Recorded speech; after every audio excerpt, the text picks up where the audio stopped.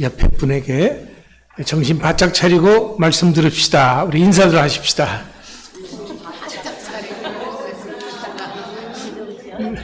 네, 졸지 마세요. 네.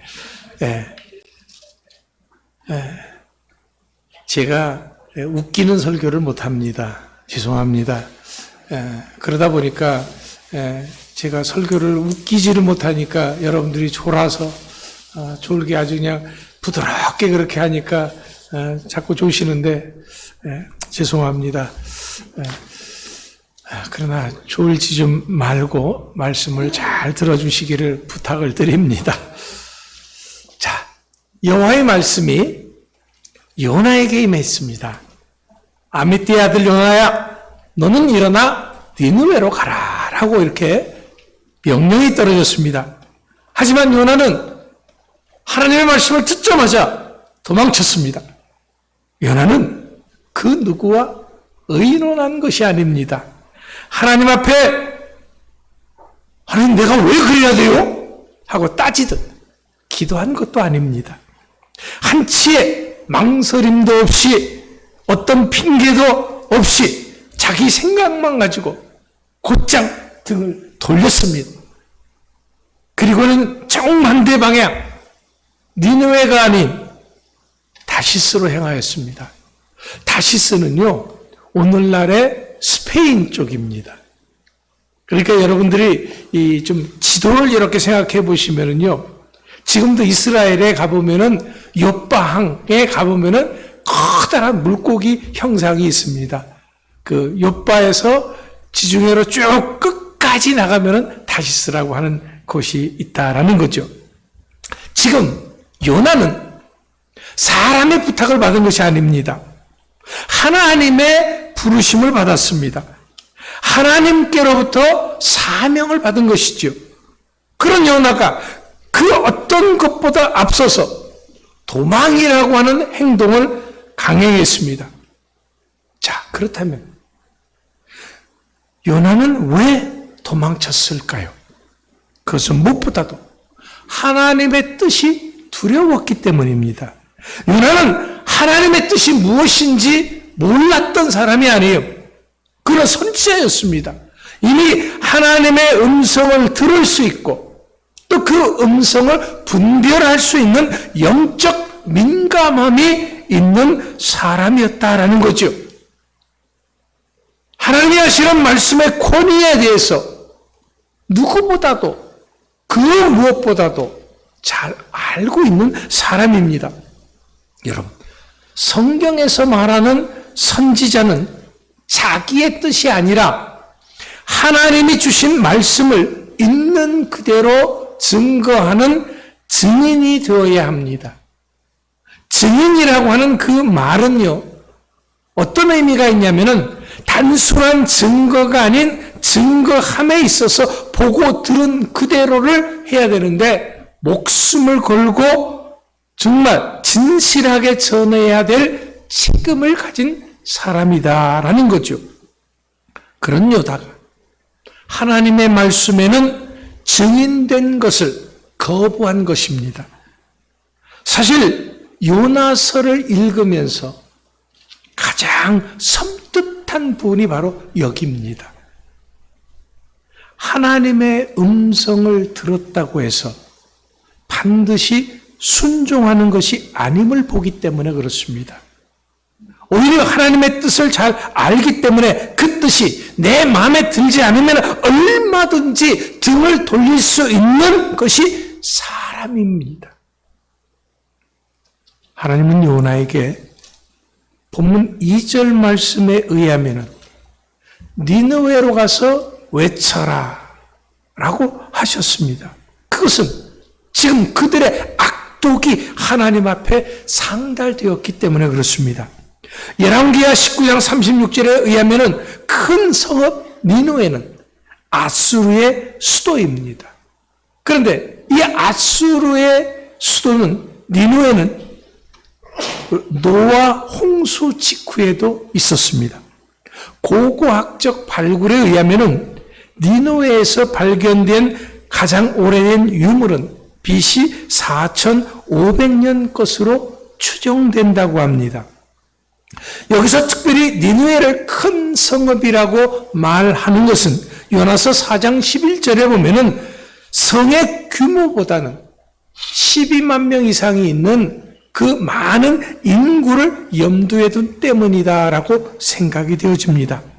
또한 그 악독이 내 앞에 상달되었다라고 이렇게 하시는 말씀은 당시 니느웨는 교만함과 잔인함과 극도의 이기주의가 만연해 있었습니다. 하나님이 이것을 다 보고 듣고 알고 기억하고 계셨다라는 거죠. 그래서 내 앞에 상달하였음이니라라고 말씀하신 것입니다. 그래서 요나에게 이렇게 악독이 찰 만큼 가득 찼기 때문에 하나님께서는 더 이상 이제 그들에게 기회를 안 주겠다라는 거죠. 심판하시겠다라는 것입니다. 이 사실을 알려라 라고 말씀하신 것입니다.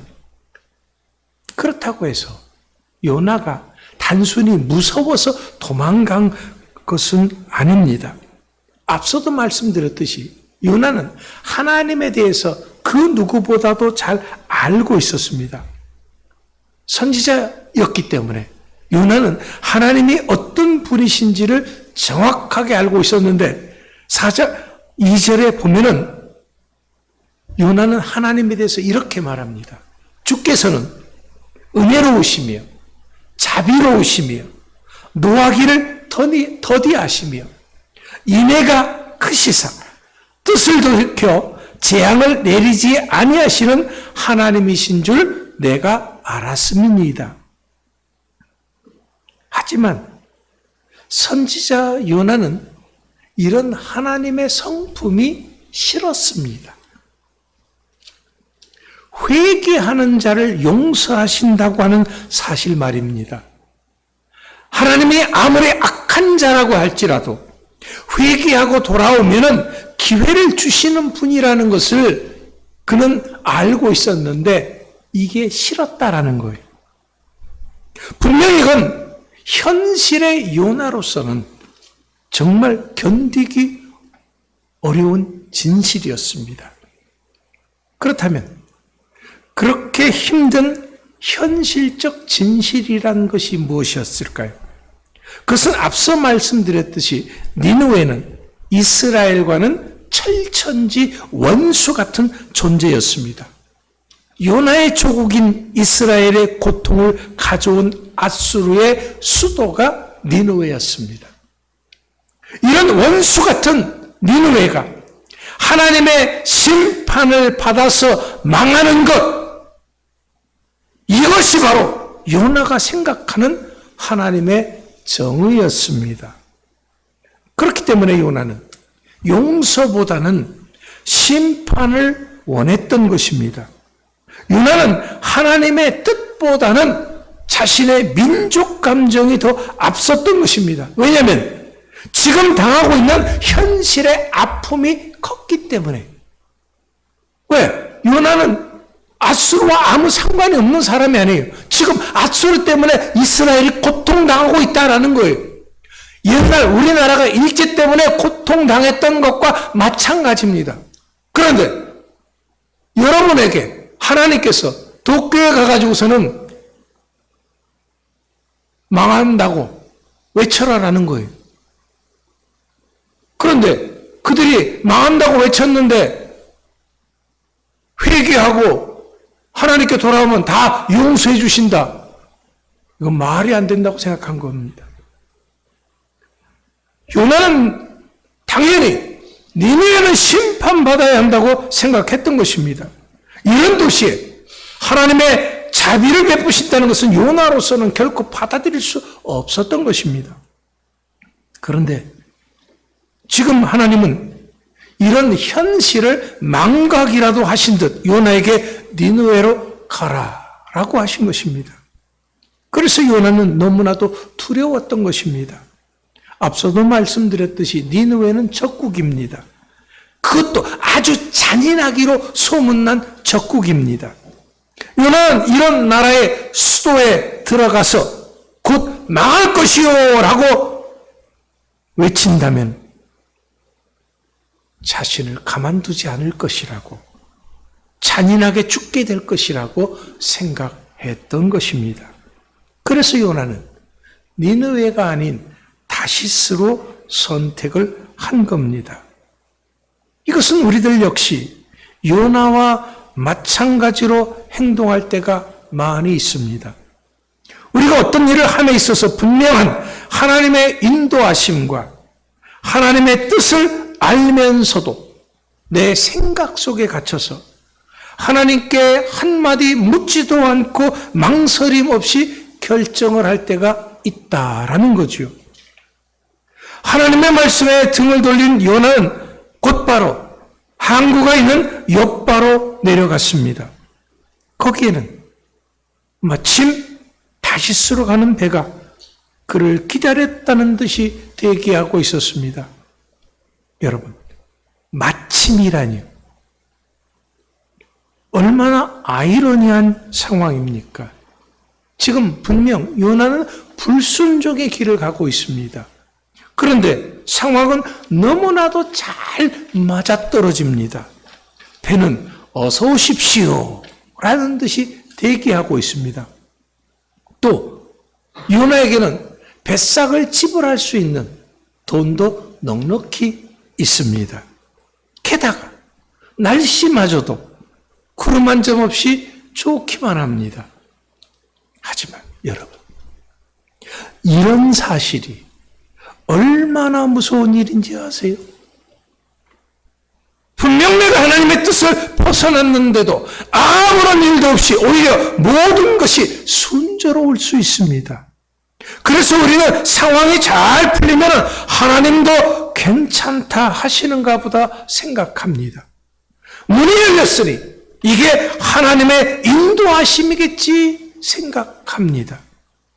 하지만 그것은 나만의 착각일 수 있습니다. 유혹일 수 있습니다. 시험일 수 있습니다. 이것에 속으면 안 되는 것입니다. 오히려 이것은 하나님의 침묵입니다. 왜냐하면 이것은 하나님이 우리의 이런 모습을 가만히 조용히 지켜보고 계신 것일 수 있기 때문입니다. 왜? 하나님은 우리가 하나님의 강제하심에 의해서 움직이는 것이 아니라 우리가 자원함으로 무엇이든지 하기를 원하시기 때문에 그렇습니다. 그런데 지금 요나는 자기가 잘 하고 있는 줄 알았습니다. 왜? 상황이 이렇게 쫙쫙 맞아떨어지니까. 자기의 생각과 행동이 올바른 줄 알았습니다. 니느웨는 안 가도 되고 다시스로 떠날 수 있었으니 말입니다. 그런데 항해는 오래가지 못했습니다. 곧 풍랑이 일어났습니다. 요나의 계획은 금세 무너졌습니다. 우리도 그렇습니다. 내 감정대로, 내 생각대로 움직인 결과가 처음에는 잘 되는 것 같습니다. 그런데 어느 순간 벽에 부딪힙니다.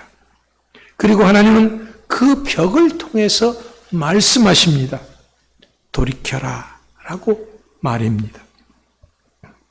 여기서 우리가 알 수 있는 것은 요나는 하나님의 말씀보다는 자신의 감정에 이끌린 선지자였다라는 거죠. 자신의 생각을 우선시했던 선지자였다라는 겁니다. 우리가 자주 실수하는 지점도 바로 여기 이 지점입니다. 나는 하나님을 사랑해요. 말씀대로 살고 싶어요. 말은 그렇게 하면서도 실제 삶에 있어서는 내 기준을 앞세웁니다. 내 감정을 앞세웁니다. 내 현실과 내 생각을 앞세우는 우리들이다라는 거죠. 그래서 우리는 이해가 안 되는 사람, 용서가 안 되는 사람, 인정하고 싶지 않은 진실이 있을 때 어떻게 합니까? 요나처럼 도망가는 것입니다. 또 때로는 교회는 나오지만 마음은 저 멀리 도망쳐 있는 경우도 있습니다. 찬양은 부르지만 삶의 방향은 정반대로 가는 경우도 많이 있습니다. 그런데 정말 겁나고 무서운 것은 하나님은 이런 요나를 그냥 두지 않으셨다라는 거죠. 풍랑을 보내시고 물고기를 준비하시고 다시 니느웨로 이끄셨습니다. 그러니까 불순종한 요나에게 임한 풍랑은 그를 삼켰던 그 큰 물고기는 하나님의 심판이 아니었습니다.